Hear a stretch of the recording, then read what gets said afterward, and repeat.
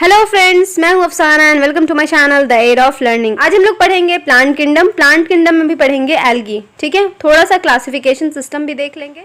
तो चलिए वीडियो शुरू करते हैं। तो उसके कंटेंट में हम लोग पहले देख लेते हैं क्या क्या पढ़ेंगे। सबसे पहले प्लांट किंगडम से ही पहले पढ़ेंगे क्लासिफिकेशन सिस्टम और प्लांट किंगडम के कुछ इंपॉर्टेंट पॉइंट्स, उसका क्लासिफिकेशन और फिर एल्गी का क्लासिफिकेशन। और क्लासिफिकेशन में जितने भी क्लास हैं उनके सारे इंपॉर्टेंट पॉइंट्स और एग्जांपल्स को देखेंगे। ठीक है, और सारी चीजें एनसीईआरटी बेस्ड है, कुछ भी एक्स्ट्रा नहीं है। तो सबसे पहले देख लेते हैं प्लांट किंगडम का जो क्लासिफिकेशन सिस्टम है, जो अर्ली क्लासिफिकेशन सिस्टम है। दो तरह का क्लासिफिकेशन है, एक है आर्टिफिशियल क्लासिफिकेशन और दूसरा है नेचुरल क्लासिफिकेशन। और मॉडर्न क्लासिफिकेशन सिस्टम में बहुत तरह का क्लासिफिकेशन सिस्टम है, जिसमें फाइलोजेनेटिक क्लासिफिकेशन सिस्टम है, न्यूमेरिकल टैक्सोनॉमी है, साइटोटैक्सोनॉमी है और कीमोटैक्सोनॉमी। सबसे पहले बात करते हैं अर्ली क्लासिफिकेशन सिस्टम की। तो अर्ली क्लासिफिकेशन सिस्टम में सिर्फ जो है सुपरफिशियल मॉर्फोलॉजिकल कैरेक्टर लिए गए। और सुपरफिशियल मॉर्फोलॉजिकल कैरेक्टर में क्या था? हैबिटेट था, कलर था, नंबर्स थे और शेप ऑफ लीव्स थे।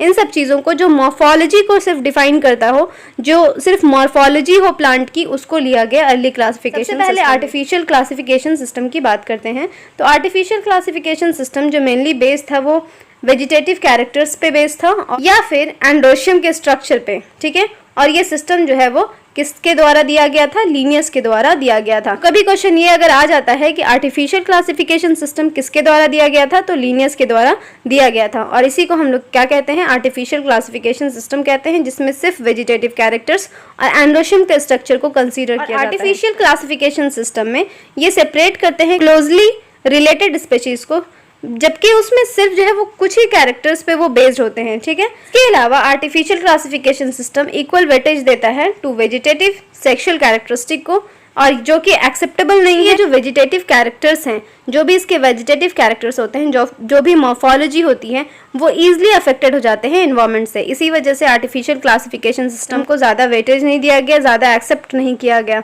ठीक है, दूसरा क्लासिफिकेशन सिस्टम है नेचुरल क्लासिफिकेशन सिस्टम, जो कि George Bentham and Joseph Dalton Hooker ने ये जो क्लासिफिकेशन किया था वो फ्लावरिंग प्लांट के लिए क्लासिफिकेशन किया था। नेचुरल क्लासिफिकेशन सिस्टम जो बेस्ड है वो नेचुरल एफिनिटीज पे बेस्ड है। ठीक है, ऑर्गेनिज्म के। और यहाँ पे क्या कंसीडर किया जाता है? उसके एक्सटर्नल फीचर्स यानी उसकी मॉर्फोलॉजी भी कंसीडर किया जाएगा, उसके इंटरनल फीचर्स भी कंसीडर किया जाएगा। और इंटरनल फीचर्स में जैसे कि उसकी अल्ट्रेस्ट एनाटॉमी को कंसीडर किया जाएगा और एम्ब्रियोलॉजी को भी कंसीडर किया जाएगा, साथ साथ फाइटोकेमिस्ट्री को भी कंसीडर किया जाएगा। तो ये सारे एक्सटर्नल भी और इंटरनल, ये दोनों फीचर्स को कंसीडर किया जाएगा और ये बेसिस है नेचुरल क्लासिफिकेशन सिस्टम का। अब आते हैं मॉडर्न क्लासिफिकेशन सिस्टम के बारे में। तो मॉडर्न क्लासिफिकेशन सिस्टम का जो पहला सिस्टम है वो फाइलोजेनेटिक क्लासिफिकेशन सिस्टम है। और फाइलोजेनेटिक क्लासिफिकेशन सिस्टम जो बेस्ड है वो इवोल्यूशनरी रिलेशनशिप पे बेस्ड है ना। वेरियस ऑर्गेनिज्म के बीच में जैसा उसके इवोल्यूशनरी रिलेशनशिप होगा उसी पे बेसिस है फाइलोजेनेटिक क्लासिफिकेशन सिस्टम। फाइलोजेनेटिक का मतलब ही होता है एंसेस्ट्रल, है ना, जो एंसेस्टर से मैच करता होगा। तो उसी बेसिस पे इस क्लासिफिकेशन सिस्टम को किया गया। ठीक है, और यहाँ पे क्या एज्यूम किया गया कि जो ऑर्गेनिज्म जो बिलोंग कर रहे थे सेम टैक्सा के, उनके जो है वो कॉमन एंसेस्टर होंगे। दूसरा जो मॉडर्न क्लासिफिकेशन सिस्टम वो ये है, वो न्यूमेरिकल टैक्सोनॉमी है। न्यूमेरिकल टैक्सोनॉमी में हम लोग क्या करते हैं कि कंप्यूटर्स का यूज़ करते हैं और वहाँ पे जो ऑब्जर्वेबल कैरेक्टर्स हैं उनके बेसिस पे इसका क्लासिफिकेशन किया जाता है। जैसे कि नंबर्स और कोड्स जो होते हैं असाइन करते हैं सारे कैरेक्टर्स को और फिर डेटा को प्रोसीड करते हैं। इस तरह से जो हर कैरेक्टर है वो इक्वल इंपॉर्टेंस दिया जाता है और at the same time hundreds of characters को हम लोग कंसीडर कर सकते हैं। ठीक है, नंबरिंग के द्वारा क्या होता है कि नंबरिंग के द्वारा इंसान जो है वो ईजिली से जो है उसको किसी भी डेटा में ईजिली पुट कर सकता है। नंबर से आसानी ये होती है कि अगर कोई भी चीज़ का अगर आप नोट्स बना रहे हो उसकी नंबरिंग कर दें तो उसको करने में आसानी हो जाती है। जैसे बहुत सारे कैरेक्टर्स एक डेटा के अंदर इंक्लूड कर दिया गया, इस तरह से बहुत सारे जो कैरेक्टर्स हैं उनको जो है एक जगह मिल गई और एक इम्पोर्टेंस मिल गया। ठीक है, दूसरा आता है साइटोटैक्सोनॉमी। साइटोटैक्सोनॉमी जो बेस्ड है वो साइटोलॉजिकल इन्फॉर्मेशन। साइटोलॉजिकल का मतलब होता है सेल का जो इन्फॉर्मेशन होगा उसके बेसिस पे। तो सेल में क्या होगा? क्रोमोसोम होगा, तो क्रोमोसोम का नंबर, उसका स्ट्रक्चर, बिहेवियर, ये सारी चीज़ें कंसीडर की जाएगी। इस बेसिस पे क्लासिफिकेशन होगा। दूसरा आता है कीमोटैक्सोनॉमी। नाम से पता चल रहा है केमिकल्स का जो कंस्टिट्यूएंट होगा सेल में, प्लांट में, उनसे जो है वो क्लासिफिकेशन किया जाएगा, उसी को हम लोग कहेंगे कीमोटैक्सोनॉमी। ठीक है, तो कंफ्यूजन को रिजॉल्व करने के लिए जो केमिकल कंस्टिट्यूएंट्स हैं प्लांट्स के, उनको यूज़ किया गया। हम लोग क्लासिफिकेशन के बारे में बात कर लेते हैं। प्लांट किंगडम का क्लासिफिकेशन, तो इनका क्लासिफिकेशन का लेवल क्या है, किस पे ये डिपेंड करते हैं। तो सबसे पहले बात करते हैं कि जो प्लांट बॉडी है वो वेल डिफरेंशिएटेड है या नहीं है ना। उन डिस्टिंक्ट पार्ट हैं, जैसे कि डिस्टिंक्ट पार्ट में क्या होता है, रूट होता है, स्टेम होता है, लीव्स होता है, ये वेल डिफरेंशिएटेड है कि नहीं है। दूसरी बात हो जाती है कि जो प्लांट बॉडी में जो स्पेशल टिश्यूज जो होते हैं ट्रांसपोर्टेशन के लिए, transportation of water and other substance के लिए होते हैं, उनके बेसिस पे भी डिफरेंशिएट किया जाता है। उसके अलावा इसका जो क्लासिफिकेशन का बेसिस है वो ये भी है, सीड बियर करने वाले हों, साथ ही साथ सीड नेकेड है या फिर इनक्लोज्ड है फ्रूट में, उस पर भी डिपेंड करता है। तो ये सारा क्लासिफिकेशन सिस्टम का लेवल है जिसके बेसिस पे क्लासिफिकेशन किया जाता है। अब हम इसका क्लासिफिकेशन देख लेते हैं। तो प्लांट किंगडम को पहले दो तरह से डिवाइड किया गया। तो सबसे पहले आता है क्रिप्टोगेम्स, दूसरा आता है फेनोरोगेम्स। क्रिप्टोगेम्स वो होते हैं जो कि सीड प्रोड्यूस नहीं कर सकते और ना ही फ्लावर प्रोड्यूस करते हैं। फेनोरोगेम्स वो होते हैं जो कि सीड भी प्रोड्यूस करते हैं और फ्लावर्स भी प्रोड्यूस करते हैं। इस बेसिस पे पहला क्लासिफिकेशन है कि ये सीड प्रोड्यूस कर सकते हैं, फ्लावर प्रोड्यूस करते हैं या नहीं करते हैं। तो क्रिप्टोगेम्स का क्लासिफिकेशन देख लेते हैं। क्रिप्टोगेम्स जो होते हैं उनमें दो तरह का होता है, एक में जो कि वेल डिफरेंशिएटेड प्लांट बॉडी नहीं होगी, दूसरा जिसमें वेल डिफरेंशिएटेड प्लांट बॉडी होगी। तो जिसमें वेल डिफरेंशिएटेड प्लांट बॉडी नहीं होगी, थैलस लाइक ऑर्गेनिज्म होगा, उसको हम लोग थैलोफाइटा कहते हैं, जो कि आज हम लोग पढ़ने वाले हैं, जिसका एग्जाम्पल है algae. Well differentiated plant body में क्या आता है, विदाउट वैस्कुलर टिश्यू और with vascular tissue. Without vascular tissue में आता है ब्रायोफाइट्स। ब्रायोफाइट्स में वैस्कुलर टिश्यू नहीं आता। क्वेश्चन भी आता है ऐसा कि कौन सा ऐसा डिवीजन है जिसमें कि वैस्कुलर टिश्यू जहां से शुरू होता है। तो टेरिडोफाइट से वैस्कुलर टिश्यू शुरू हो जाता है, ठीक है। ब्रायोफाइट्स में वैस्कुलर टिश्यू नहीं प्रेजेंट होता। दूसरा आता है फेनोरोगेम्स। फेनोरोगेम जो कि प्रोड्यूस कर सकता है सीड और फ्लावर्स दोनों, और यहाँ पे वैस्कुलर टिश्यू भी होगा, ठीक है, क्योंकि वैस्कुलर टिश्यू तो कहाँ से शुरू हो जाता है, टेरिडोफाइट से शुरू हो जाता है। अब यहाँ पे दो तरह का क्लासिफिकेशन है, जहाँ पे नेकेड सीड होगा और जहाँ पे सीड जो है इनसाइड फ्रूट होगा। अगर नेकेड सीड होगा तो उसको कहेंगे जिम्नोस्पर्म। जिम्नोस्पर्म का मतलब ही होता है नेकेड सीडेड। दूसरा है एंजियोस्पर्म, जिसमें सीड होगा इनसाइड फ्रूट। एंजियोस्पर्म है वो फर्दर उसको डिवाइड करते हैं दो पार्ट में, जिसमें दो कॉटिलेडन होगा उसको हम लोग डाइकॉट कहेंगे, जिसमें सिंगल कॉटिलेडन होगा उसको हम लोग मोनोकॉट कहेंगे। अब हम लोग बात करते हैं थैलोफाइटा की। थैलोफाइटा जिसमें वेल डिफरेंशिएटेड प्लांट बॉडी नहीं होती है, जहाँ पे ना ही रूट होगा, ना ही स्टेम होगा, ना ही लीफ होगा, ठीक है, सिर्फ थैलस लाइक बॉडी होगी। और इसमें कौन आता है, एल्गी आता है। एल्गी को हम लोग डिटेल वाइज पढ़ेंगे। एल्गी का हम लोग क्या क्या पढ़ेंगे वो देख लेते हैं। एल्गी में क्या है, सबसे पहले हैबिटेट पढ़ेंगे, उसका बॉडी ऑर्गेनाइजेशन क्या होगा, मतलब उसका प्लांट बॉडी कैसा होगा, उसका न्यूट्रिशन कैसा होगा, उसमें पिगमेंट्स कैसे होंगे, है ना, क्योंकि सारे एल्गी जो होते हैं, जो भी क्लास आगे हम लोग पढ़ने वाले हैं, उनमें पिगमेंट जो होते हैं वो थोड़ा डिफरेंट हो जाते हैं, ठीक है। स्टोरेज फूड सब में अलग अलग होता है। उसके बाद रिप्रोडक्शन की बात करेंगे और उसके बाद एग्जाम्पल्स देखेंगे जो कि एनसीईआरटी में दिया हुआ है। सबसे पहले एल्गी में हैबिटेट की बात करते हैं। यहाँ पे कॉमन एक बात करेंगे, ठीक है, जितने भी क्लास हैं उनका एक कॉमन ले करके चलेंगे और यहाँ पे बात करेंगे, फिर उसको अलग अलग करके क्लासीफाई करेंगे और अलग अलग करके बताएंगे कि कौन सा किसका हैबिटेट होता है, ठीक है। एल्गी जो होता है वो लार्जली एक्वेटिक होता है। एक्वेटिक का मतलब फ्रेश वाटर भी हो सकता है और मरीन भी हो सकता है, और ये वैरायटी ऑफ हैबिटेट्स होता है इसका, जैसे कि मॉइस्ट स्टोन में भी पाया जा सकता है, सॉइल में भी पाया जा सकता है, वुड में भी पाया जाता है, ठीक है। उसके अलावा ये एसोसिएशन भी करता है किसके साथ, फंजाई के साथ, जिसको हम लोग लाइकेन बोलते हैं, और एनिमल के साथ एसोसिएशन करता है, जो कि एग्जाम्पल है स्लॉथ बियर। अगर हम लोग एल्गी के बॉडी स्ट्रक्चर और साइज की बात करें तो इसकी जो बॉडी होती है वो थैलॉइड बॉडी होती है और सिंपल होता है, सही है। इनका जो फॉर्म और साइज होता है वो हाईली वेरिएबल होता है, जो कि रेंज करता है कॉलोनियल फॉर्म्स। कॉलोनियल फॉर्म्स कौन सा होता है, वॉल्वॉक्स होता है। वॉल्वॉक्स कैसा होता है, ये पूरा कॉलोनीज की तरह, इस तरह से बहुत सारा वॉल्वॉक्स एक साथ मिलकर के कॉलोनीज का फॉर्मेशन करता है, इसी को हम लोग कहते हैं, यही जो होता है वो वॉल्वॉक्स होता है। तो ये कॉलोनीज का फॉर्मेशन करता है। उसके अलावा फिलामेंटस फॉर्म भी होता है, जैसे कि यूलोथ्रिक्स या स्पायरोगायरा हो गया, इनका फिलामेंटस फॉर्म होता है, इस तरह फिलामेंट लाइक होता है ना, ये फिलामेंटस लाइक होता है। उसके बाद आता है कुछ मरीन फॉर्म, जैसे कि केल्प जो होते हैं, ये मरीन फॉर्म्स होते हैं, और इसकी जो बॉडी होती है प्लांट बॉडी, वो बहुत ही ज़्यादा बड़ी हो सकती है, 100 मीटर तक इसकी बॉडी जा सकती है। अगर हम लोग न्यूट्रिशन और पिगमेंट की बात करें तो एल्गी में जो न्यूट्रिशन होता है ऑटोट्रॉफिक फोटोसिंथेटिक होता है, और पिगमेंट जो होते हैं वो क्लोरोफिल होते हैं, सही है। सारे एल्गी में आपको क्लोरोफिल मिल जाएगा। रिप्रोडक्शन की बात करें तो वेजिटेटिव रिप्रोडक्शन भी होता है, एसेक्सुअल रिप्रोडक्शन भी होता है और सेक्सुअल रिप्रोडक्शन भी होता है। तो सबसे पहले बात करते हैं वेजिटेटिव रिप्रोडक्शन की। वेजिटेटिव रिप्रोडक्शन में क्या होता है, फ्रैगमेंटेशन होता है। अब जैसे कि मान लीजिए कि ये स्पायरोगायरा है, स्पायरोगायरा इस तरह से फिलामेंटस होता है, इसमें जो है इसके अंदर ये क्लोरोप्लास्ट होता है। ये क्लोरोप्लास्ट कैसा होता है इसका, स्पायरोगायरा का स्पाइरल शेप का होता है, इसीलिए इसका नाम भी पड़ा है स्पायरोगायरा। अब ये क्या होता है कि ये फ्रैगमेंट में टूट जाएंगे, इस तरीके से फ्रैगमेंट में टूट जाएंगे। ये 2 फ्रैगमेंट्स हो गए मान लीजिए, और फिर ये फ्रैगमेंट्स आगे जा करके एडल्ट में चेंज हो जाएंगे, ठीक है। ये अपना बना लेगा और फिर ये अपना बना लेगा, तो ये अपना अपना फ्रैगमेंट्स बना लेगा, इसी को कहते हैं फ्रैगमेंटेशन। तो एल्गी इस तरह से फ्रैगमेंटेशन होता है। और फ्रैगमेंटेशन में क्या होता है, हर फ्रैगमेंट डेवलप कर जाता है नया थैलस में। एसेक्सुअल रिप्रोडक्शन जो होता है वो production of different types of spores से होता है। और स्पोर्स कौन कौन से होते हैं, जू स्पोर्स होते हैं, जो मोस्ट कॉमन होते हैं वो जू स्पोर्स होते हैं। ये फ्लैजिलेटेड होते हैं। जू स्पोर्स, जाहिर सी बात है, जू स्पोर्स मैंने पहले भी बताया था टाइप्स ऑफ स्पोर्स में। अगर आपने फंजाई नहीं देखा तो उसमें जाके देख लीजिए।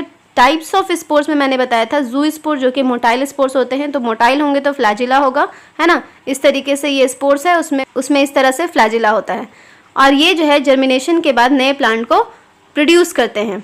अब बात करते हैं सेक्सुअल रिप्रोडक्शन की। तो sexual reproduction fusion of 2 gametes की वजह से होता है। यहाँ पे जो गैमेट्स होते हैं वो बहुत तरह के होते हैं। अगर 2 गैमेट्स जिनको फ्यूज होना है वो फ्लैजिलेटेड हों और सिमिलर साइज के, आइसो का मतलब क्या होता है, सेम, और गैमस मतलब गैमेट, जो 2 गैमेट जो सेम साइज के हों और वो फ्लैजिलेटेड हों।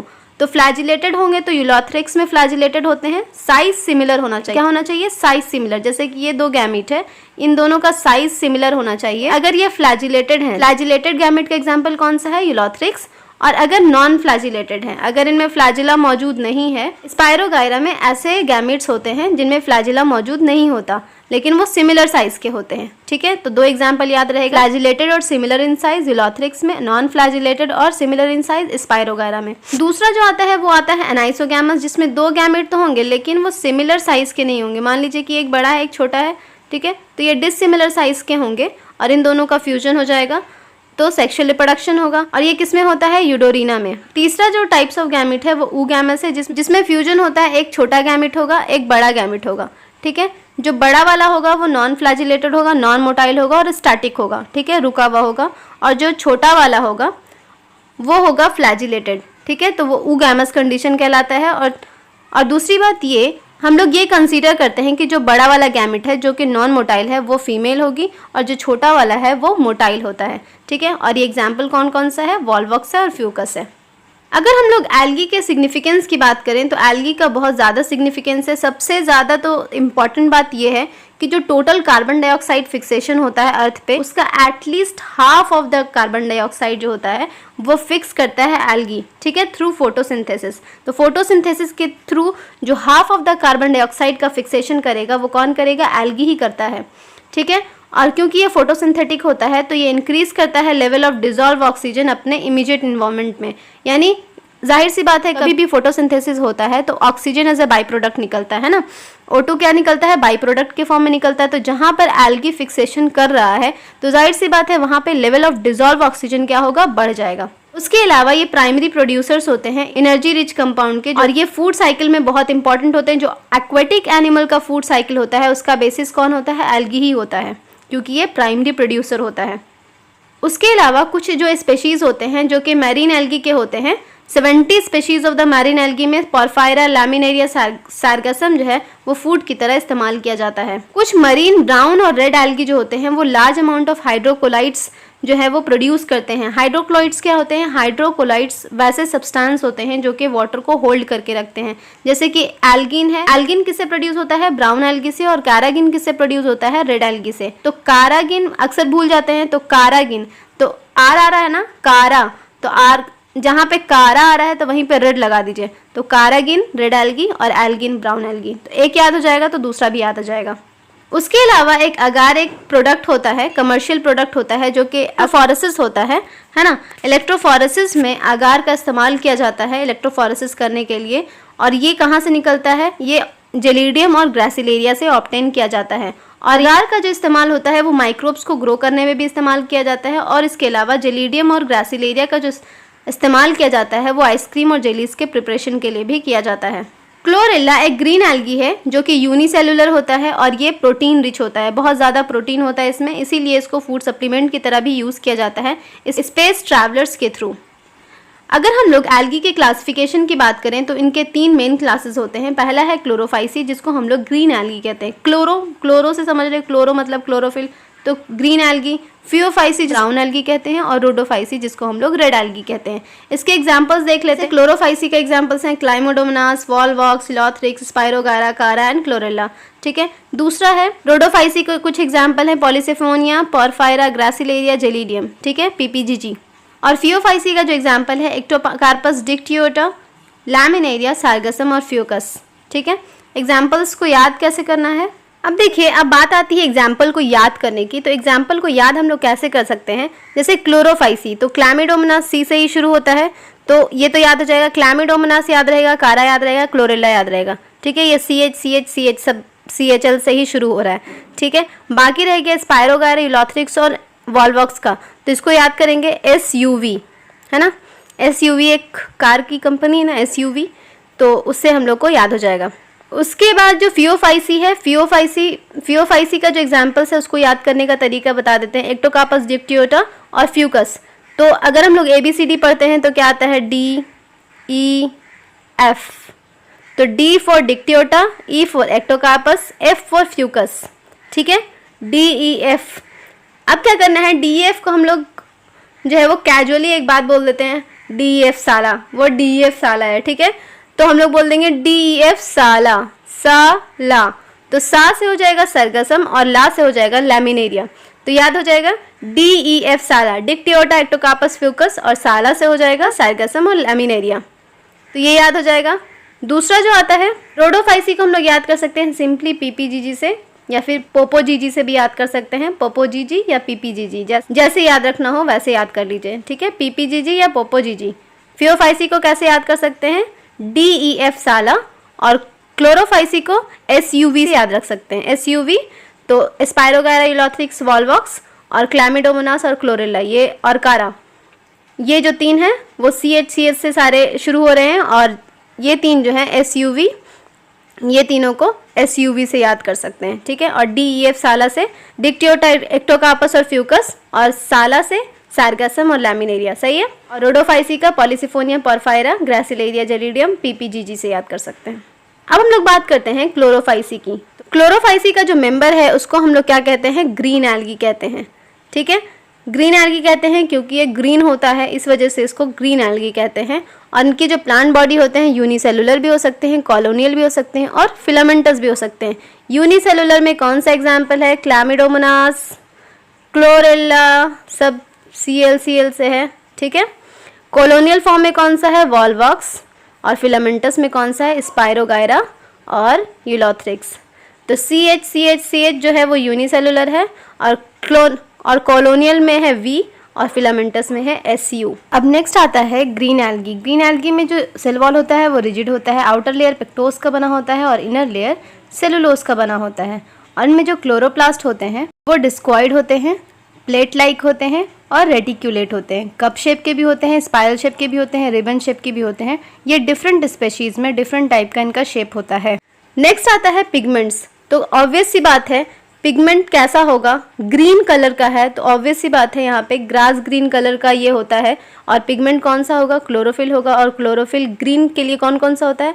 क्लोरोफिल A और B दोनों ग्रीन करता है, ग्रास ग्रीन कलर का होता है ये जो पिगमेंट्स होते हैं, ये इंपॉर्टेंट पॉइंट है, ज़रा देख लीजिएगा। ये जो पिगमेंट्स होते हैं वो डेफिनेट क्लोरोप्लास्ट में क्या होते हैं? लोकलाइज। अगर हम लोग क्लोरोफाइसी के स्टोरेज फूड की बात करें तो क्लोरोफाइसी का जो स्टोरेज फूड होता है वो पैरानोइड्स होता है। पैरानोइड्स क्या होता है देख लेते हैं। पैरानोइड्स एक्चुअली ये लोकेटेड होता है क्लोरोप्लास्ट में, याद रखिएगा पैरानोइड भी क्लोरोप्लास्ट में ही लोकेटेड होता है। ठीक है, जिस तरह से क्लोरोफिल होता है। पैरानोइड्स एक्चुअली होता क्या है? ये प्रोटीन होता है, P for paranoid, P for protein, लेकिन उसके अलावा स्टार्च भी होता है। सही है। लेकिन क्लोरोफाइसी में कुछ जो एल्गी होते हैं वो क्या करते हैं? कुछ ऑयल ड्रॉपलेट्स के फॉर्म में भी फूड स्टोर करते हैं। ठीक है, तो दो इसमें स्टोरेज फूड हो गया, एक पैरानोइड्स हो गया और दूसरा ऑयल ड्रॉपलेट्स हो गया। अगर हम लोग इसके रिप्रोडक्शन की बात करते हैं तो वेजिटेटिव रिप्रोडक्शन देख लेते हैं। वेजिटेटिव रिप्रोडक्शन फ्रैगमेंटेशन के थ्रू भी हो सकता है और डिफरेंट टाइप्स के स्पोर्स के थ्रू भी हो सकता है। जैसे कि मैंने अभी स्पाइरोगायरा में बताया, इनमें फ्रैगमेंटेशन होता है ना, जो फिलामेंटस होते हैं उनमें फ्रैगमेंटेशन होता है। उसके अलावा स्पोर फॉर्मेशन भी होता है। अगर हम लोग एसेक्सुअल रिप्रोडक्शन की बात करें तो एसेक्सुअल रिप्रोडक्शन में ज़ूस्पोर्स होते हैं, और ज़ूस्पोर्स कैसे होते हैं, मोटाइल होते हैं और फ्लैजिलेटेड होते हैं, जो कि ज़ूस्पोरेंजिया में प्रोड्यूस होते हैं। और जो सेक्सुअल रिप्रोडक्शन होता है इसका, उसमें उनमें वेरिएशन होता है, उनके टाइप्स में और फॉर्मेशन ऑफ सेक्स सेल्स में बहुत ज़्यादा वेरिएशन होता है।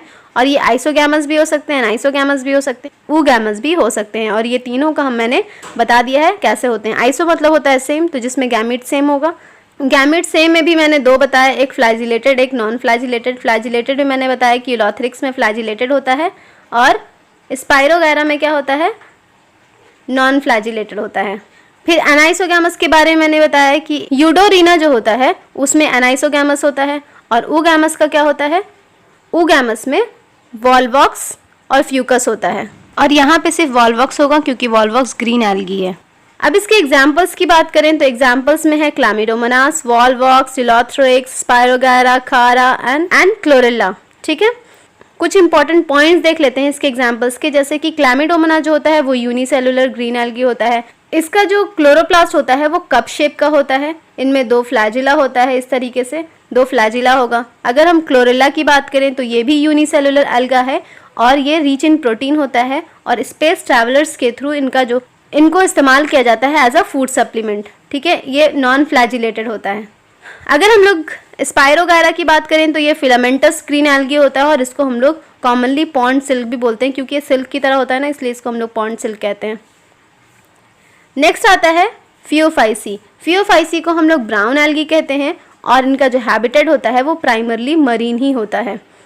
अगर हम इसके सेल स्ट्रक्चर्स की बात करेंगे तो इनका जो वेजिटेटिव सेल्स होता है उनमें सेलुलोजिक वॉल होता है, यानी कि ये सेलुलोज के वॉल इनमें पाए जाते हैं, और उसके आउटसाइड क्या होता है, एक जिलेटिनस कोटिंग होती है एल्गिन की।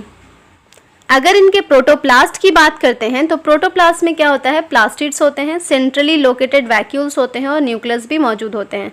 ठीक है, अगर हम इसके प्लांट बॉडी की बात करते हैं तो प्लांट बॉडी जो होती है वो किससे अटैच होती है, फर्स्ट से अटैच होती है। ठीक है, फिर एक स्टॉक होगा, फिर स्टाइप होगा, ये देखिए ये पतला वाला जो है ये स्टाइप है। उसके बाद एक लीफ लाइक स्ट्रक्चर होगा जिसको हम लोग क्या कहते हैं, फ्रॉन्ड कहते हैं। सही है, और ये लीफ लाइक जो स्ट्रक्चर होते हैं वो फोटोसिंथेटिक ऑर्गन्स होते हैं। ये जो पिक्चर है ये है लैमिनेरिया का, और ये है फ्यूकस का। फ्यूकस में क्या होता है, एयर ब्लैडर भी मौजूद होता है। अगर हम प्लांट बॉडी की बात करते हैं तो प्लांट बॉडी में बहुत ज़्यादा वेरिएशन होता है, उसके साइज में भी और फॉर्म्स में भी। ठीक है, जैसे कि ये रेंज करते हैं, सिंपल ब्रांच भी हो सकते हैं और फिलामेंटस फॉर्म भी हो सकता है। फिलामेंटस फॉर्म में एक्टोकार्पस है, याद रखिएगा एक्टोकार्पस फिलामेंटस होता है। और फिर प्रोफ्यूजली ब्रांच भी हो सकते हैं जिसमें आता है केल्प्स। केल्प जो होता है वो इतनी हाइट इसकी पहुंच जाती है कि 100 मीटर्स हाइट तक भी ये जा सकता है। अगर हम लोग इसके पिगमेंट्स की बात करें तो इनमें बहुत सारे पिगमेंट्स मिलते हैं, जैसे क्लोरोफिल ए है, सी है, कैरोटीनॉइड, ज़ैंथोफिल, ये सारे पिगमेंट्स मिलते हैं। और इतने सारे पिगमेंट होने की वजह से ही इनका जो कलर होता है बहुत वैरी करता है। जैसे ऑलिव ग्रीन से इनका जो कलर होता है वो शेड्स ऑफ ब्राउन तक जा सकता है। ठीक है, ब्राउन के बहुत सारे शेड्स होते हैं इनमें, और ये जो है डिपेंड करता है किस पे, ज़ैंथोफिल पिगमेंट पे और फ्यूकोज़ैंथिन पे। ठीक है, ये 2 पिगमेंट पे डिपेंड करता है कि इनका कलर कैसा होगा। अगर हम लोग स्टोरेज फूड की बात करें तो फूड जो होता है वो कॉम्प्लेक्स कार्बोहाइड्रेट होता है, और फूड में क्या होता है, लैमिनेरिया और मैनिटॉल। फियोफाइसी में लैमिनेरिया और मैनिटॉल क्या होता है, स्टोरेज फूड। अगर हम लोग क्लोरोफाइसी की बात करते हैं तो क्लोरोफाइसी में क्या होता है, पैरानोइड्स होते हैं, और कुछ एल्गी में क्या होते हैं, ऑयल ड्रॉपलेट्स भी एज अ फूड स्टोरेज होता है। अगर हम लोग इसके रिप्रोडक्शन की बात करें तो रिप्रोडक्शन फ्रैगमेंटेशन के थ्रू होता है। अगर हम लोग एसेक्सुअल रिप्रोडक्शन की बात करें तो एसेक्सुअल रिप्रोडक्शन बाइफ्लैजिलेटेड ज़ूस्पोर से होता है। ठीक है, बाइफ्लैजिलेटेड ज़ूस्पोर जो होता है वो कैसा होता है, पियर शेप का होता है। पियर कैसा होता है, पियर का शेप ऐसा होता है, यही तो होता है पियर, और फिर यहाँ पे ये फ्लैजिला मौजूद होगा। तो बाइफ्लैजिलेटेड होता है, पियर शेप का होता है, 2 अनइक्वल होता है, मतलब एक बड़ा होगा और एक छोटा होगा। ठीक है, लेटरली अटैच्ड होता है ये फ्लैजिला। अगर हम लोग सेक्सुअल रिप्रोडक्शन की बात करते हैं तो सेक्सुअल रिप्रोडक्शन आइसोगैमस भी हो सकता है, एनाइसोगैमस भी हो सकता है, और ऊगैमस भी हो सकता है। और यहाँ पे जो यूनियन ऑफ गैमीट्स होते हैं वो कहाँ होते हैं, वाटर में होते हैं, विद इन उगोनियम होते हैं। यानी उगैमस स्पेशीज जो होते हैं उगोनियम में क्या करते हैं, यूनियन ऑफ गैमीट यानी फर्टिलाइजेशन होगा। और जो गैमीट्स होंगे वो कैसे होंगे, वो पियर शेप के होंगे। जैसे कि हमने एसेक्सुअल रिप्रोडक्शन में जो ज़ूस्पोर्स थे उसी तरीके से पियर शेप के इस तरह से गैमीट्स होंगे, और इनमें लेटरली अटैच्ड फ्लैजिला होगा। जिस तरह से ज़ूस्पोर्स था ना, सेम टू सेम यहाँ पे गैमीट्स भी वैसे ही होंगे। अगर हम लोग FeOFIC के एग्जाम्पल्स की बात करें तो एग्जाम्पल्स मैंने याद करा दिया, डी, ई, एफ और सा और ला। ठीक है, डी से डिक्टियोटा, ई से एक्टोकार्पस, एफ से फ्यूकस और सा से सार्गसम, ला से लैमिनेरिया। तो ये याद हो जाएगा, आई होप याद हो जाएगा। अगर हम लोग इसकी कुछ स्पेसिफिसिटी की बात करें तो ब्राउन एल्गी जो होता है जैसे कि पोरफायरा, लैमिनेरिया, सार्गसम, ये फूड की तरह इस्तेमाल होता है और हाइड्रोकोलाइट्स में एल्गीन इस्तेमाल होता है। उसके अलावा लैमिनेरिया जो होता है उसमें उससे जो है टिंचर आयोडीन बनाया जाता है। ठीक है, ये सारे इसके पिक्चर है, ये पोरफायरा है, ये लैमिनेरिया है, ये सार्गसम है। अब जो लास्ट क्लास आता है वो आता है रोडोफाइसी। इसको हम लोग क्या कहते हैं, रेड एल्गी कहते हैं। अगर इसके हैबिटेट की बात करें तो इसका हैबिटेट क्या होता है, ये मेजोरिटी जो इसकी हैबिटेट की होती है वो मरीन होती है और जो उसका ग्रेटर कॉन्सेंट्रेशन मतलब ज्यादा जो अमाउंट ऑफ रेड एल्गी कहाँ पाया जाएगा, जहाँ पे वार्मर एरियाज होंगे, है ना, जो गर्म एरिया होगा वहां पर पाया जाएगा। ठीक है, मरीन में भी जहाँ पे गर्म एरिया होगा। ये जो है वो वेल लाइटेड रीजन में भी पाए जा सकते हैं और डीप ओशंस में भी पाए जाते हैं, जहाँ पे बहुत कम लाइट पेनिट्रेट करती है वहां पे भी पाए जा सकते हैं। यानी दोनों जगह, जहाँ पे बहुत ज्यादा लाइट होगी और जहाँ पे बिल्कुल लाइट नहीं होगी या फिर बहुत कम लाइट होगी वहां पर भी पाए जा सकते हैं। अगर हम लोग रोडोफाइसी के प्लांट बॉडी की बात करते हैं तो प्लांट बॉडी जो होता है वो रेड होता है। ठीक है, रेड थैलस होता है और ये मल्टी सेलुलर होता है। तो मल्टी सेलुलर होता ही होता है और कुछ में क्या होता है, कॉम्प्लेक्स ऑर्गेनाइजेशन होता है। अगर हम लोग पिगमेंट्स की बात करते हैं तो पिगमेंट्स में इनका जो पिगमेंट होगा जो कि प्रीडोमिनेंस होगा वो होगा आर फाइकोइरिथ्रिन, है ना। आर फाइकोइरिथ्रिन की वजह से ही इनका जो कलर होता है रेड होता है। अगर स्टोरेज फूड की बात करें तो स्टोरेज फूड में कौन सा होता है, फ्लोरिडीन स्टार्च, जो कि सिमिलर होता है एमाइलोपेक्टिन से और ग्लाइकोजन से। अगर हम लोग इसके वेजिटेटिव रिप्रोडक्शन की बात करते हैं वो फ्रैगमेंटेशन के थ्रू होता है। और अगर एसेक्सुअल रिप्रोडक्शन की बात करें तो नॉन मोटाइल स्पोर्स से होता है, नॉन मोटाइल स्पोर्स जिसमें फ्लैजिला मौजूद नहीं होगा। और सेक्सुअल रिप्रोडक्शन जो होता है वो गैमेट्स के थ्रू होते हैं और गैमेट्स भी क्या होते हैं, नॉन मोटाइल होते हैं। और ये जो नॉन मोटाइल गैमेट्स होते हैं वो oogamous के थ्रू इनका सेक्सुअल रिप्रोडक्शन होता है। उसके बाद एक कॉम्प्लेक्स पोस्ट फर्टिलाइजेशन डेवलपमेंट होता है। अगर हम लोग इसके एग्जाम्पल्स की बात करें तो मैंने याद करा दिया पीपीजीजी से पॉलीसोफोनिया, पोरफायरा, ग्रासिलेरिया, जालिडियम। ठीक है, पीपीजीजी से याद रखना है रोडोफाइसी का एग्जाम्पल। और इनके एग्जाम्पल की कुछ जो है वो सिग्निफिकेंस देख लेते हैं। जैसे जैलिडियम और ग्रासिलेरिया जो हम लोग पहले भी पढ़ चुके हैं, तो इससे अगार ऑब्टेन किया जाता है और ये यूज होता है ग्रो करने में माइक्रोब्स और प्रिपरेशन करने में आइसक्रीम और जेलीज का। ठीक है, केल्ब्स जो होते हैं वो लार्जेस्ट होते हैं, लार्जेस्ट एल्गी होते हैं और इसको हम लोग माइक्रोसिस्टिस भी बोलते हैं।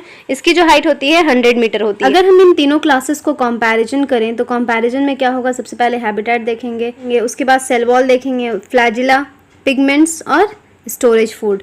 तो सबसे पहले क्लोरोफाइसी की बात करते हैं। क्लोरोफाइसी का जो हैबिटेट है वो फ्रेश वाटर, ब्रैकिश वाटर और सॉल्ट वाटर है और इसका जो सेल वॉल है वो सेलुलोज का बना होता है। इसमें जो फ्लैजिला दो इक्वल एपिकल फ्लैजिला होता है। पिगमेंट्स की बात करें तो chlorophyll A and chlorophyll B. पैरानोइड्स इसका स्टोरेज फूड है। उसके अलावा ऑयल ड्रॉपलेट्स भी होते हैं। FeOFIC की बात करें तो फ्रेश वाटर जो कि रेयरली होता है, ब्रैकिश वाटर और सॉल्ट वाटर जनरली होता है। सेल वॉल की बात करें तो सेलुलोज एंड एल्गिन का बना होता है और इनमें जो फ्लैजिला होता है वो दो अनइक्वल साइज का लेटरल फ्लैजिला होता है। पिगमेंट्स की बात करें तो क्लोरोफिल ए, क्लोरोफिल सी और फ्यूकोजैंथीन, लैमिनारिन और मैनिटॉल इसका स्टोरेज फूड है। अगर हम लोग रोडोफाइसी की बात करें यानी रेड एल्गी की, तो ये जो होते हैं वो फ्रेश वाटर होते हैं, कुछ फ्रेश वाटर होते हैं और ब्रैकिश वाटर होते हैं और सॉल्ट वाटर मोस्टली होते हैं। इनके अगर सेल वॉल की बात करते हैं, सेलुलोज, पेक्टिन्स एंड पॉलीसेक्राइड्स के बने होते हैं। इनमें फ्लैजिला नहीं होता, एब्सेंट होता है। इनमें जो पिगमेंट होता है क्लोरोफिल ए एंड डी होता है और साथ साथ आर फाइकोइरिथ्रिन होता है, जिसकी वजह से इसका पिगमेंट रेड होता है। इसमें जो स्टोरेज फूड होता है वो फ्लोरिडीन स्टार्च होता है। तो ये सारा कंपैरिजन हो गया इन शॉर्ट। ठीक है, तो आज की वीडियो में इतना ही। नेक्स्ट वीडियो जो आएगी वो आएगी ब्रायोफाइट्स, स्टेरोफाइट्स और जिम्नोस्पर्म पे इंशाल्लाह। और मिलते हैं नेक्स्ट वीडियो में। अगर वीडियो अच्छी लगी हो तो लाइक कीजिएगा, शेयर कीजिएगा, सब्सक्राइब कीजिएगा, साथ साथ बेल आइकन दबाना बिल्कुल मत भूलिएगा। Thanks for watching my video. Bye bye.